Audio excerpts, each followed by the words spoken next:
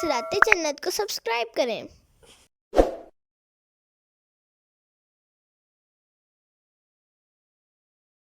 ولما جاء عيسى بالبينات قال قد جئتكم بالحكمة ولأبين لكم بعض الذي تختلفون فيه فاتقوا الله وأطيعون۔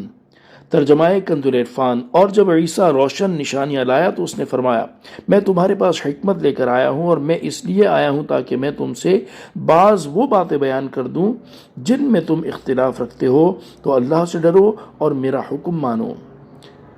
ان اللہ هو ربی و ربکم فاعبدوہ، بے شک اللہ میرا بھی رب ہے اور تمہارا بھی رب ہے، تو اس کی عبادت کرو۔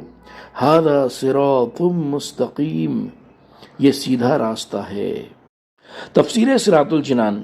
ان آیات کا خلاصہ یہ ہے کہ جب حضرت عیسیٰ علیہ السلام معجزات لے کر آئے تو انہوں نے فرمایا میں تمہارے پاس نبوت اور انجیل کے احکام لے کر آیا ہوں تاکہ تم ان احکام پر عمل کرو، اور میں اس لیے آیا ہوں تاکہ میں تم سے توریت کے احکام میں سے وہ تمام باتیں بیان کر دوں جن میں تم اختلاف رکھتے ہو، لہذا تم میری مخالفت کرنے میں اللہ تعالیٰ سے ڈرو، اور میں اللہ تعالیٰ کی طرف سے جو احکام تمہیں پہنچا رہا ہوں ان میں میرا حکم مانو، کیونکہ میری اطاعت حق کی اطاعت ہے۔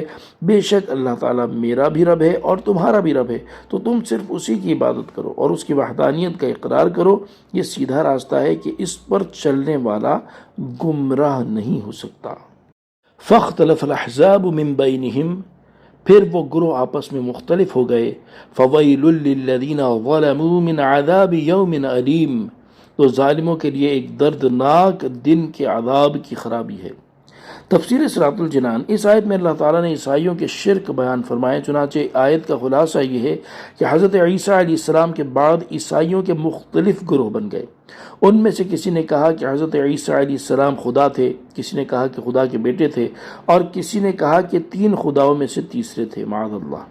الغرض عیسائیوں کے یعقوبی، نستوری، ملکانی اور شمعونی فرقے بن گئے۔ اللہ تعالیٰ ارشاد فرماتا ہے کہ جنہوں نے حضرت عیسیٰ علیہ السلام کے بارے میں کفر کی باتیں کہیں، ان ظالموں کے لیے قیامت کے دردناک دن کے عذاب کی ہلاکت ہے۔ هل ينظرون إلا الساعة أن تأتيهم بغتة وهم لا يشعرون، وہ قیامت ہی کا انتظار کر رہے ہیں کہ ان پر اچانک آ جائے اور انہیں خبر بھی نہ ہو۔ تفسیر صراط الجنان۔ اس آیت کی تفسیر یہ ہے کہ وہ لوگ جو حضرت عیسیٰ علیہ السلام کے بارے میں مختلف فرقے بن گئے اور ان کے متعلق باطل باتیں کہہ رہے ہیں، ان کے حال سے یہی نظر آ رہا ہے کہ وہ اس وقت کا انتظار کر رہے ہیں جس میں قیامت اچانک قائم ہو جائے گی اور انہیں اس کے آنے کی خبر بھی نہ ہوگی۔ دوسری تفسیر یہ ہے کہ کفار مکہ کے طرز عمل سے یہی نظر آتا ہے کہ قیامت کے آنے کا ہی انتظار کر رہے ہیں کہ ان پر اچانک آ جائے اور انہیں دنیاوی کام کاج میں مشغولیت کی وجہ سے اس کے آنے کی خبر بھی نہ ہو۔